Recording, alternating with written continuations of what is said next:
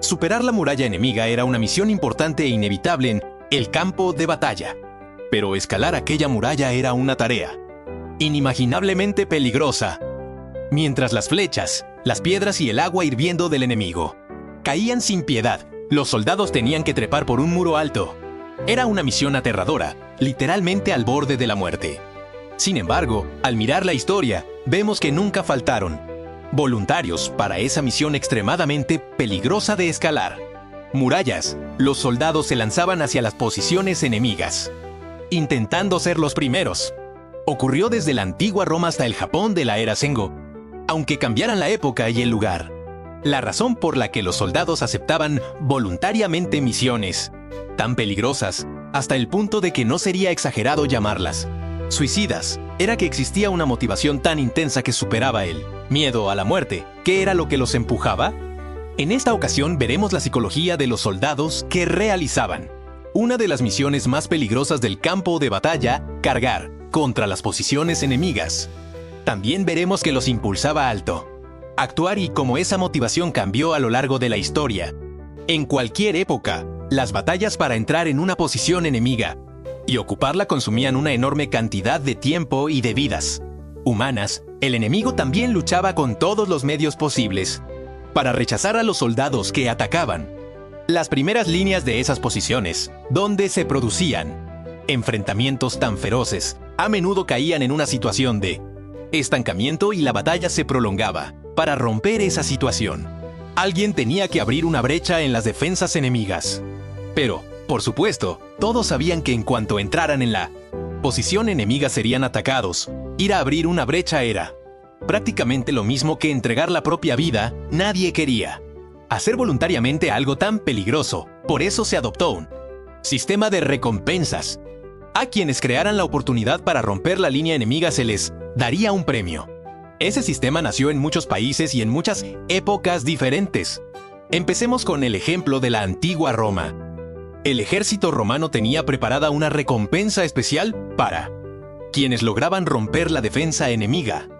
Era la condecoración, conocida como Corona Muralis, considerada uno de los mayores honores para un soldado. Se trataba de una condecoración concedida únicamente al primer soldado que escalaba la muralla enemiga, colocaba el estandarte y sobrevivía. A quien recibía esa distinción se le entregaba una corona especial llamada Corona Mural. La Corona Mural era una corona de oro con forma de muralla urbana, asociada a Tique, la diosa que representaba la fortuna de una ciudad. Recibir esa corona era un honor inmenso, algo que todos los soldados de la antigua Roma admiraban. Pero el atractivo de la Corona Murales no consistía solo en recibir una hermosa corona. Quien obtenía esta condecoración también recibía una enorme recompensa económica. Por sí sola, esa ya era una recompensa muy atractiva. Sin embargo, lo más importante era la fama. En la sociedad romana, los logros militares eran valorados por encima de casi todo, y los méritos en la guerra se convertían en uno de los criterios principales para evaluar a una persona.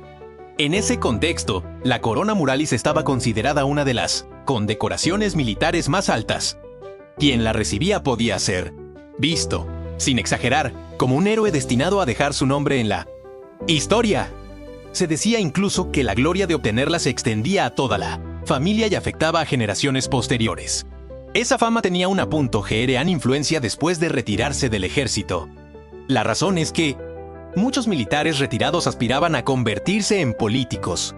Y para un político, el apoyo de los ciudadanos era absolutamente indispensable. Desde ese punto de vista, el simple hecho de poseer la Corona Muralis era una ventaja incomparable. Es decir, esta condecoración elevaba enormemente el estatus social de una persona y, al mismo tiempo, se convertía en una poderosa base para abrirse camino en la carrera política. Precisamente por tener un efecto tan grande, el proceso de evaluación era muy estricto. Aunque un soldado afirmara haber sido el primero en destacar, la condecoración no se concedía hasta realizar una investigación rigurosa. Era una forma de evitar que alguien que se hubiera escondido en un rincón sin luchar hiciera una declaración falsa y recibiera el premio. El simple hecho de que se pensara en prevenir ese tipo de trampas demuestra hasta qué punto todos deseaban la Corona Muralis, dinero en abundancia seguridad para la familia y honor social para uno mismo. Con una recompensa tan atractiva, era difícil no intentarlo. Como era de esperar, muchos soldados arriesgaron la vida para conseguir la corona muralis. Un ejemplo fue la batalla de Cartago Nova, en el año 209 a.C., durante la Segunda Guerra Púnica. En aquel momento, el ejército romano dirigido por Escipión atacó Cartago Nova, en la península ibérica. Escipión usó una estratagema y consiguió que sus tropas de élite escalaran la muralla norte, donde la defensa se había debilitado. Después abrieron la puerta desde el interior y la ciudad cayó en un solo día. Fue una victoria verdaderamente dramática. Seguramente el soldado que logró ser el primero en esa operación pensó que obtendría la corona muralis. Pero después del combate surgió una situación inesperada. Dos hombres afirmaron haber sido los primeros. Ninguno quiso ceder. Discutieron con intensidad y las unidades de ambos estuvieron alto punto de enfrentarse. Como hemos dicho, la corona muralis era una condecoración que cualquier militar deseaba. Era normal que la discusión se calentara. Al verlo, Escipión concluyó que los dos habían llegado a la muralla al mismo tiempo y tomó la decisión excepcional de conceder la corona muralis a ambos. De esta manera, los soldados de la antigua Roma se lanzaban a zonas extremadamente peligrosas por una recompensa muy lujosa. Incluso hoy, muchas empresas dan incentivos según los resultados para elevar la motivación de sus empleados. En otras palabras, desde tiempos muy antiguos, la recompensa ha sido un detonante muy poderoso para impulsar la conducta humana. Y como si eso lo demostrara, los sistemas de recompensas en los ejércitos siguieron existiendo más allá de las épocas y los lugares. Un ejemplo fue el follow-up del ejército británico durante las guerras napoleónicas. Esta expresión significa esperanza perdida, es decir, desesperación, y se usaba para referirse a una misión literalmente a vida o muerte. Aún así, nunca faltaban voluntarios para esa misión. Lo que empujaba a los soldados hasta ese punto era, una vez más, la existencia de recompensas extremadamente atractivas. El follow-up, por el que muchos soldados arriesgaban la vida, era la unidad que cargaba contra la brecha de una muralla. Su objetivo era atraer el fuego enemigo, desordenar la línea defensiva y abrir el camino para que las fuerzas principales pudieran entrar después. Como se puede ver por su función, esta misión era muy dura y la probabilidad de sobrevivir era extremadamente baja.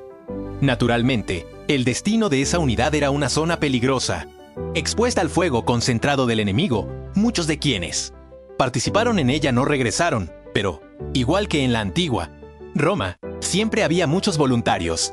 La razón era evidente: si sobrevivían, les esperaba una recompensa tan atractiva que podía cambiarles la vida. Lo primero que resultaba más atractivo para un soldado era el honor.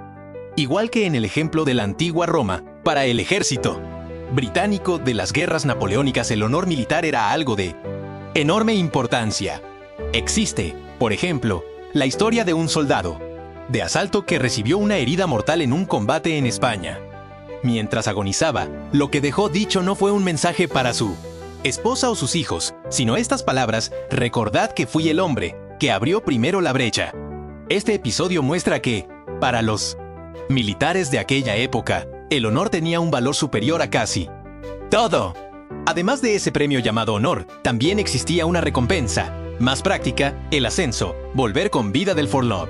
Significaba una gran oportunidad de ascender.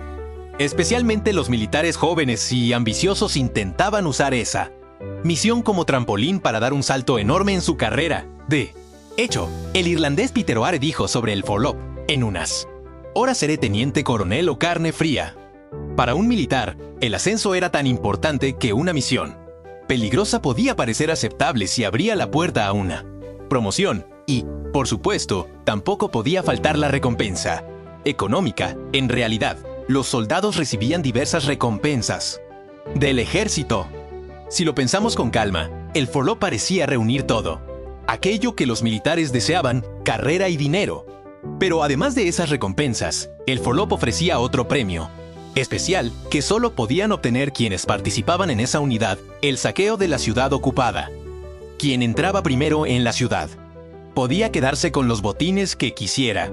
Para los soldados, eso era una oportunidad inesperada de enriquecerse de golpe, precisamente porque existían tantas recompensas atractivas. Los soldados se ofrecían en masa para él. Solo, en conjunto, sentían que valía la pena arriesgar la vida.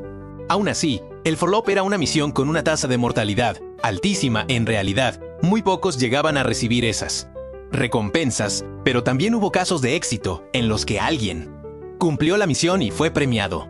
Un ejemplo representativo ocurrió en enero de 1812, cuando el ejército británico atacó Ciudad Rodrigo, una ciudad española ocupada por las tropas napoleónicas. En esa ocasión, la unidad dirigida por el teniente británico William Mackay ejecutó el asalto contra la ciudad. Era un lugar extremadamente peligroso, lleno de barricadas y trampas. Como minas. Se dice que casi toda la unidad de asalto quedó destruida por las explosiones. Sin embargo, gracias a que atrajeron la atención del enemigo, las unidades que venían detrás lograron superar la muralla, entrar en la Seyurar y tomarla.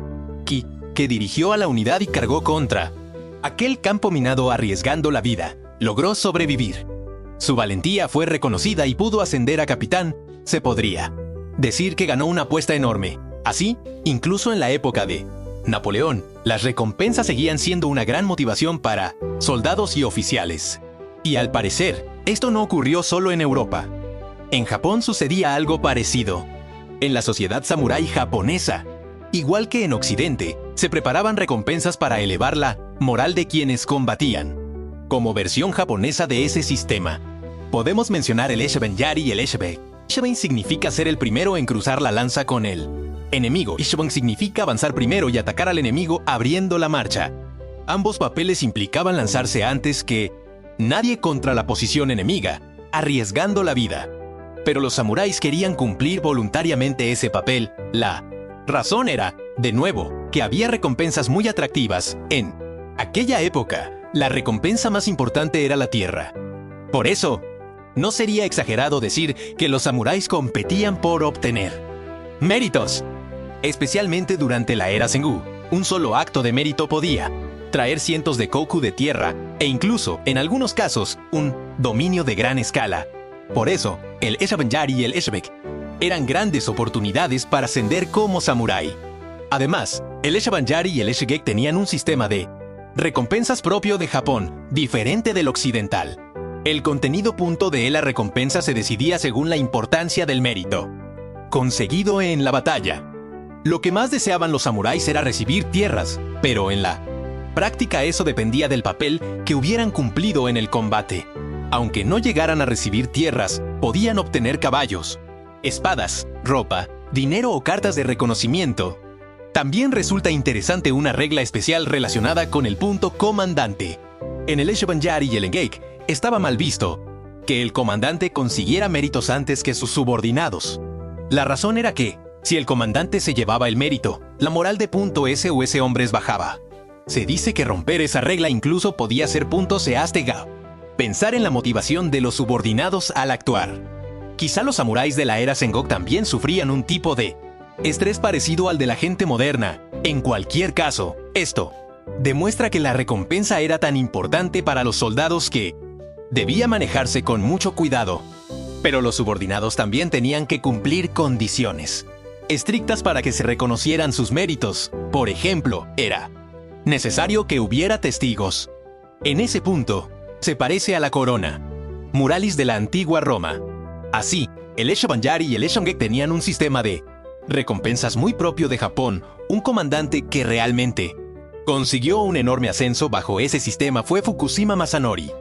Fukushima Masanori servía a Shiba Hideyoshi, pero la batalla de ocurrida cuando tenía 25 años, cambió radicalmente su destino. Fue una batalla importante en la que Shiba Hideyoshi y Shibata se disputaron el liderazgo tras la muerte de Oda Nobunaga.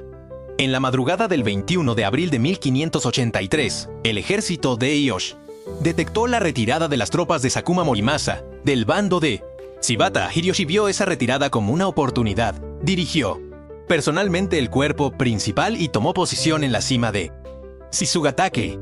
Justo cuando las tropas de Morimasa creyeron que habían logrado retirarse y bajaron la guardia, Hideyoshi lanzó un ataque general de Shish la montaña. En esa batalla, Fukushima Masanori cambió su Destino. Al darse la señal del ataque general, Masi cargó contra la posición enemiga y se encontró con Heige Ieyoshi, conocido como un valiente guerrero del ejército de Shibata, tras un combate individual. Masanori lo derrotó y consiguió un mérito enorme. Por ese logro, Sanori recibió una recompensa excepcional, tierras, de 5.0 koku. A partir de esa batalla comenzó a subir rápidamente. En su carrera, llegó a ser Demi, de 110.0 koku en la provincia de Ioi. Después de la batalla de Sekor, ascendió hasta convertirse en un gran Emi, con 498.0 koku entre Aki y Bingo, así, con un solo mérito. La vida de un samurái cambió por completo. Esta historia representa el sueño de ascender socialmente gracias a una recompensa. Como vemos, también en Japón las recompensas eran muy eficaces y por ellas los soldados se lanzaban hacia zonas peligrosas intentando ser los primeros. Más allá de la época o la región, dar algún tipo de recompensa para impulsar la acción fue un principio básico de la estrategia militar. Pero las recompensas funcionaban solo porque existía la posibilidad de recibirlas.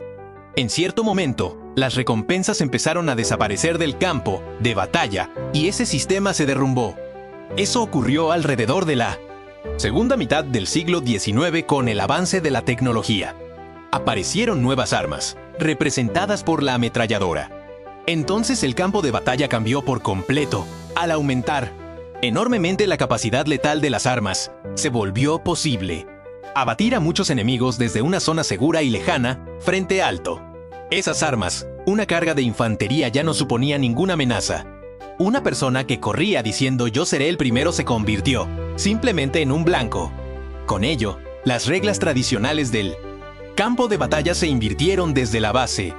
Mostrar el valor personal mediante una carga se volvió casi imposible, y la carga se transformó en un acto suicida. En la guerra Ereusunisa y en la Primera Guerra Mundial todavía se usaban operaciones en las que los soldados cargaban contra fortalezas enemigas. Pero frente a las ametralladoras, aquello era casi inútil y temerario. Ya no había espacio para que entraran la habilidad o el valor individual. Los soldados empezaron a morir en el campo de batalla como simples piezas desechables. Cuando esto ocurrió, el sistema de recibir una recompensa a cambio de cargar dejó de funcionar, por muy atractiva que fuera la recompensa. Si la posibilidad de recibirla era casi cero, nadie querría intentarlo. Así, el sistema de recompensas del campo de batalla perdió sentido. Mantener la motivación y elevar la moral de los soldados se volvió extremadamente difícil.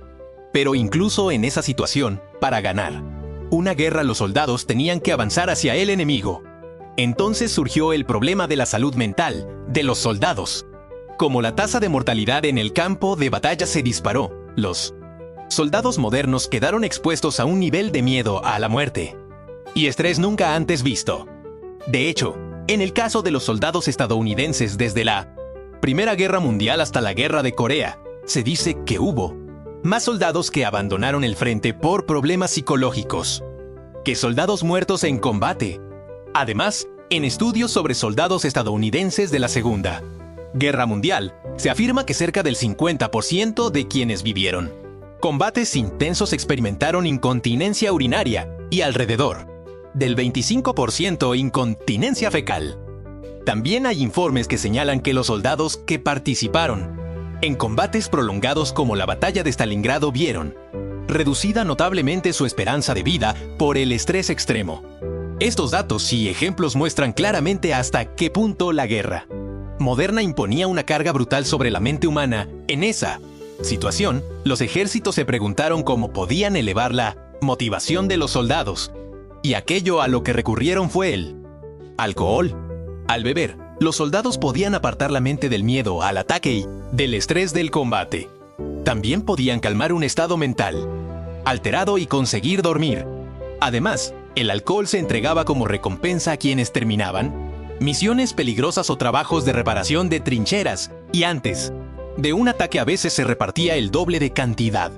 Así, cuanto más duro se volvía el campo de batalla, más indispensable se volvía el alcohol como suministro para los soldados. Como dato adicional, el tipo de alcohol distribuido variaba según el país. Por ejemplo, el ejército británico repartía principalmente ron, Se dice que era muy fuerte, con una graduación alcohólica que podía llegar incluso al 80%. El ejército francés repartía tafia, un ron barato y también vino tinto. El ejército alemán distribuía cerveza y vino, además de schnapps, un licor destilado, mientras el alcohol se convertía en una recompensa habitual. En las zonas de retaguardia de Francia y Bélgica se instalaron muchos bares, sencillos llamados taminés, donde los soldados podían descansar. Allí se servían cerveza y vino, y para los soldados eran lugares de punto a alivio momentáneo. De esta manera, los soldados reunían valor con ayuda del alcohol. Sin embargo, elevar la moral solo con alcohol tenía límites claros. En misiones duras o bajo una tensión extrema, la embriaguez podía desaparecer en un instante. Por eso empezó a usarse algo todavía más fuerte que el alcohol: las drogas. Durante la Segunda Guerra Mundial, el ejército alemán utilizó a gran escala un estimulante comercializado con el nombre de Pfeffer. Se consideraba útil para reducir la fatiga, evitar el sueño y mejorar el rendimiento de los soldados. De hecho, se dice que pilotos de la Luftwaffe y soldados de unidades blindadas recibían grandes cantidades de Pervitin antes de misiones nocturnas o desplazamientos largos, y trabajaban sin dormir ni descansar. En Japón también se produjo y distribuyó en grandes cantidades un estimulante llamado Hirapen, usado tanto en el frente como en los lugares de trabajo. Además, el tabaco y la morfina se usaron para aliviar el dolor de los heridos, reducir la ansiedad y el estrés de los soldados, y mantener la moral. Pero todo esto tuvo graves efectos en la sociedad de posguerra. Debido al enorme estrés de la guerra, el alcoholismo se extendió entre muchos militares. También hubo numerosos soldados que sufrieron adicción a las drogas. Muchos denunciaron daños en su salud y siguieron sufriendo incluso después de que terminara la guerra. La distribución de alcohol y otras sustancias pudo aumentar la motivación de los soldados en cierto sentido, pero el precio que se pagó fue enorme. Así, las recompensas dadas para superar el miedo a armas cada vez más poderosas cambiaron hacia estímulos más inmediatos y más fuertes, pero incluso eso tenía límites.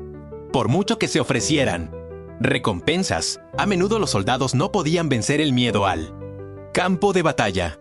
Mantener la motivación ya era una tarea difícil, y elevarla lo era todavía más. Los altos mandos, inmersos en la guerra, se desesperaron al ver que las recompensas no producían el efecto esperado. Como resultado, empezaron a aparecer casos en los que ya no se buscaba impulsar la acción, sino imponerla por la fuerza.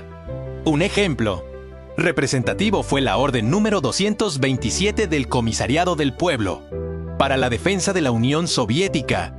El 28 de julio de 1942, el ejército soviético seguía retrocediendo en el frente sur y estaba perdiendo ciudades importantes, mientras la situación empeoraba y la moral de los soldados caía de forma notable. Se emitió una orden: ni un paso atrás. A los soldados no se les permitía retirarse. La única forma de abandonar el campo de batalla era morir. Era una orden desesperada. Los cobardes que no avanzaran hacia el combate o quienes provocaran pánico debían ser eliminados en el acto. Los comandantes que hicieran retroceder una unidad sin una orden clara podían ser arrestados por un crimen merecedor de la pena de muerte. Así, los soldados fueron empujados a un campo de batalla sin salida, viviendo cara a cara con el miedo a la muerte. Como se puede ver, en esa orden ya no había una recompensa, sino un castigo. La idea había cambiado. No se premiaba a quien lograba resultados, sino que se castigaba a quien no podía luchar. Esto llevó incluso a formar unidades dedicadas a imponer castigos. Las llamadas unidades de bloqueo se colocaban en la retaguardia y tenían la misión de disparar a los soldados que intentaran retirarse o se quedaran atrás. Los soldados quedaban en una situación extrema, el enemigo delante y las unidades de bloqueo detrás. Además, muchas misiones en zonas peligrosas empezaron a recaer en unidades penales. Estas unidades recibían a quienes habían violado la disciplina o habían sido acusados de comportarse con cobardía. Eran, en cierto sentido, unidades creadas para imponer una penalización. Los soldados enviados allí recibían tareas desagradables como enterrar cadáveres o misiones peligrosas como retirar minas, entre esas tareas también se incluían las más peligrosas, como cargas suicidas o infiltraciones en posiciones enemigas. De hecho, en la Unión Soviética, entre 1942 y mayo de 1945, cuando terminó la guerra germano-soviética, se formaron alrededor de 600 unidades penales y se envió a ellas a unas 420.0 personas. Una cantidad enorme de soldados fue obligada a actuar por medio del miedo. De esta manera, la motivación de los soldados en la guerra cambió de raíz. Ya no luchaban para alcanzar una recompensa, sino para escapar del castigo. Podemos decir que la motivación que llevaba a los soldados a cargar en la guerra cambió por completo a partir de la segunda mitad del siglo XIX. Antes de la era moderna, el valor individual podía influir en el resultado de una batalla, y cargar contra la posición enemiga era un desafío de alto riesgo y alta recompensa. En cambio, en la era moderna, la evolución de las armas hizo mucho más difícil que las capacidades individuales se manifestaran, y cargar contra la posición enemiga pasó a significar prácticamente la muerte. Como resultado, la motivación para enviar a los soldados hacia el enemigo cambió del honor y el dinero al alcohol, las drogas y, finalmente, el miedo a la muerte. Al observar este cambio, parece que en el pasado se impulsaba a la gente a luchar despertando su corazón, pero con el avance de la época se empezó a impulsarla destruyéndolo. Pensarlo así nos hace sentir el terror insondable del ser humano. La historia del mundo todavía está envuelta en misterios. Sigamos viajando juntos para asomarnos a esos misterios. Nos veremos de N nuevo en el próximo viaje. Muchas gracias por ver el video.